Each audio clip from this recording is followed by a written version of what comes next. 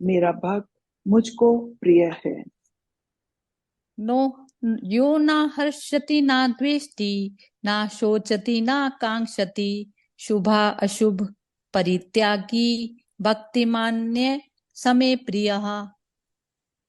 जो न कभी हर्षित होता है, न द्वेष करता है, न शोक करता है, न कामना करता है, तथा जो शुभ और अशुभ संपूर्ण कर्मों का त्यागी है, वह भक्ति युक्त पुरुष मुझको प्रिय है। समय शत्रौ च मित्र च तथा मान अपमानयो शीतोष्ण सुख दुखेषु समय संगे विवर्जिता। जो शत्रु मित्र में और मान अपमान में सम है, तथा सर्दी गर्मी और सुख दुख आदि द्वंद्वों में सम है और आसक्ति से रहित है। तुल्य निंदा स्तुतिर्मौनी संतुष्टो येन केनचित् अनिकेता स्थिरमतिर् भक्तिमान में प्रियो नरः। जो निंदा स्तुति को समान समझने वाला, मननशील और जिस किसी भी प्रकार से भी शरीर का निर्वाह होने में सदा ही संतुष्ट है और रहने के स्थान में ममता और आसक्ति से रहित है, वह स्थिर बुद्धि भक्तिमान पुरुष मुझको प्रिय है। ये तु धर्मामृतमिदं यथोक्तं पर्युपासते श्रद्धाना मत परमा भक्ता ते अतीव में प्रिया।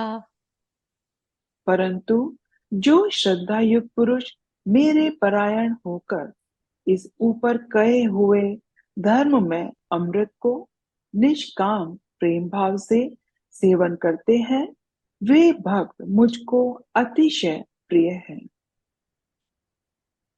अब इसमें भगवान यही बताना चाह रहे हैं, बार बार जो भगवान ने यहाँ पर श्रद्धा युक्त जो शब्द यूज किया है, श्रद्धा ये है कि बाहर की परिस्थिति से आपकी जो श्रद्धा है वो डगमगानी नहीं चाहिए। इवन आप अपनी बॉडी का भी त्याग कर देते हैं तो भी आपकी श्रद्धा पूरी तरह से खंडित ना हो, तो उस अवस्था को श्रद्धा कहा जाता है। अब एक तो श्रद्धा हो और दूसरा आपको अपने मन की शांति की स्टेज से आपको प्यार हो, तो आप फिर ये आप हमेशा सही कर्म को जो है वो करेंगे और विदाउट एनी एक्सपेक्टेशन करेंगे। जब आपको एक्सपेक्टेशन नहीं होती तो शत्रु आपका क्या बिगाड़ जाएगा और मित्र आपको क्या दे जाएगा, तो दोनों भाव में तभी मनुष्य सम हो पाता है। तो यही है मैं कि इस श्रद्धा सबसे ज्यादा। हाँ, मैं इसको ऐसे बोलूंगी कि श्रद्धा भी, मेरा सोचना यह है कि दूसरा तो कोई है नहीं। श्रद्धा भी मुझे, जो मैं कर्म कर रही हूँ उसी पे ही मेरी श्रद्धा है, और वो ही मुझे देखना है कि मुझे शांति कैसे मिलती है। द्वैत भाव में या किसी से आशा रखने में, किसी से आशा रखने का मतलब भी कि वो दूसरा ही हो गया। तो मुझे तो सिर्फ अपनी शांति प्रिय है, तो मुझे अपने ही स्वरूप को देखना है। किसी दूसरे में आस्था, कोई दूसरा है ही नहीं, तो फिर दूसरे में आस्था का भी कोई मतलब नहीं है, विश्वास का भी कोई मतलब नहीं है। तो जो भी कर्म मैं अपनी शांति के लिए करती हूँ, क्योंकि उसमें ना तो अपेक्षा रहती, ना आशा रहती, ना द्वैत भाव रहता, मैं अपने से तो द्वैत नहीं कर सकती। तो मेरे को अपनी शांति में देखते हुए मुझे वो कर्म जब मैं करूंगी तो वो पूर्ण भाव से कर्म होगा, उसमें कोई बटावा मन नहीं होगा। क्योंकि जो कर्म करना है, मुझे शांति चाहिए, तो मुझे वो अपना 100% ही दे के देना है। क्योंकि नहीं तो फिर मेरे को बार बार मैं डावाडोल होती रहूंगी कि करूं कि ना करूं, या ये अच्छा हुआ कि नहीं हुआ। तो मतलब मुझे ये समझ में आया। बिल्कुल वो शांति के लिए ही हुआ ना, चाहे इवन बाहरी तौर का जो कोई भी मन मन में विचार शून्य अवस्था में ही आपके मन को जो शांति प्राप्त होती है ना, और विचार शून्य अवस्था वही होती है कि जब आप एक्सपेक्टेशन किसी भी कर्म के प्रति अपनी एक्सपेक्टेशन आपकी जीरो होती है, तो तभी आपके अंदर आती है शांति। चलिए, बिल्कुल सही कहा। हरिओम तत्सत्ति श्रीमद् भगवत गीता सुपनिषत्सु ब्रह्म विद्यायाम योग शास्त्रे श्री कृष्ण अर्जुन संवादे भक्ति योगो नाम द्वादशो अध्यायः। जय श्री कृष्ण। जय श्री कृष्णा। ओम श्री परमात्मा ने नमः।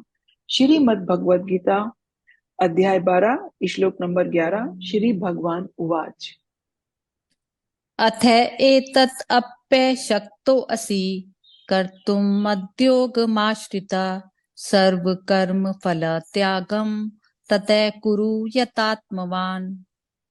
यदि मेरी प्राप्ति रूप योग के आश्रित होकर उपर्युक्त साधन को करने में भी तू असमर्थ है, तो मन बुद्धि आदि पर विजय प्राप्त करने वाला होकर सब कर्मों के फल का त्याग कर।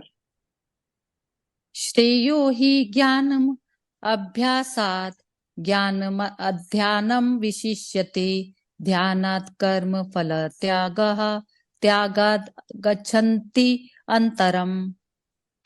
मर्म को न जानकर किए हुए अभ्यास से ज्ञान श्रेष्ठ है। ज्ञान से मुझ परमेश्वर के स्वरूप का ध्यान श्रेष्ठ है, और ध्यान से भी सब कर्मों के फल का त्याग श्रेष्ठ है, क्योंकि त्याग से तत्काल ही परम शांति होती है। अद्वेष्टा सर्वभूतानां मैत्रेय करुण एव च निर्ममो निरंकारः समदुःख सुख शमी संतुष्टा सततं योगी यतात्मा दृढ़ निश्चया मय्या अर्पित मनो बुद्धिर यो मद्भक्ता समप्रिया। जो पुरुष सब भूतों में द्वेष भाव से रहित, स्वार्थ रहित, सबका प्रेमी और हेतु रहित दयालु है, तथा ममता से रहित, अहंकार से रहित, सुख दुखों की प्राप्ति में सम और क्षमावान है, अर्थात अपराध करने वालों को भी अभय देने वाला है, तथा जो योगी निरंतर संतुष्ट है, मन इंद्रियों सहित शरीर को वश में किए हुए है और मुझ में दृढ़ निश्चय वाला है, वह मुझ में अर्पण किए हुए मम मन बुद्धि वाला मेरा भक्त मुझको प्रिय है। अब इन दोनों जो श्लोकों में भगवान बोल रहे हैं उसमें सबसे ज्यादा जो अहंकार, एक तो अहंकार और एक ममत्व बुद्धि, जिसमें मेरा और मैं, ये दोनों जो है मूल बीमारियां होती हैं जब मनुष्य अपना शरीर के साथ में तादात्म्य कर लेता है। और इसमें पहले उससे 12वें श्लोक में ये बता रहे हैं भगवान की मर्म को ना जानकर आप किसी भी विषय की गहराई में ना जानकर आप अभ्यास कर लेते हैं, तो उससे बेटर भगवान ने बताया है कि ज्ञान श्रेष्ठ है। ज्ञान से श्रेष्ठ क्या है? मुझ परमेश्वर का ध्यान श्रेष्ठ है। परमेश्वर का ध्यान ये हो गया कि आप उस प्रकार से ज्ञान लीजिए कि ये काम करने के बाद में मुझे शांति कैसे मिलेगी। तो इस प्रकार परमेश्वर का ध्यान उस सिचुएशन को बोला जाता है। ध्यान से भी कर्मों के फल का त्याग श्रेष्ठ है। अब आपने ध्यान कर लिया, शांति के लिए जो भी कर्म कर रहे हैं, अब कर्म आपने चाहे इवन युद्ध ही क्यों नहीं किया, अब इस समय अर्जुन युद्ध ही क्यों ना करे, लेकिन अब वो युद्ध के बाद में क्या सिचुएशन होनी है नहीं होनी, उसके फल का जो है वो पूरी तरह से, यदि उसने मन में विचार कर लिया उस चीज का, तो वो फिर उसका जो है उसमें बता रहे हैं कि फल का त्याग जो है सबसे ज्यादा श्रेष्ठ है।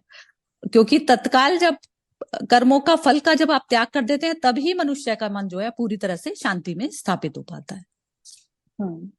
यस्मान्नो द्विजते लोको लोकान् द्विजते च यः हर्षा अमर्ष भयोद्वेगैर मुक्तो यश्च स च मे प्रिया। जिसमें कोई भी जीव उद्वेग को प्राप्त नहीं होता और जो स्वयं भी किसी जीव से उद्वेग को प्राप्त नहीं होता, तथा जो हर्ष, अमर्ष, भय और उद्वेग आदि से रहित है, वह भक्त मुझको प्रिय है। अनपेक्ष शुचिर्दक्ष उदासीनो गत्यथा सर्वारंभ परित्यागी यो मद्भक्त समे प्रिया। जो पुरुष आकांक्षा से रहित, बाहर भीतर से शुद्ध, चतुर, पक्षपात से रहित और दुखों से छूटा हुआ है, वह सब आरंभों का त्यागी मेरा भक्त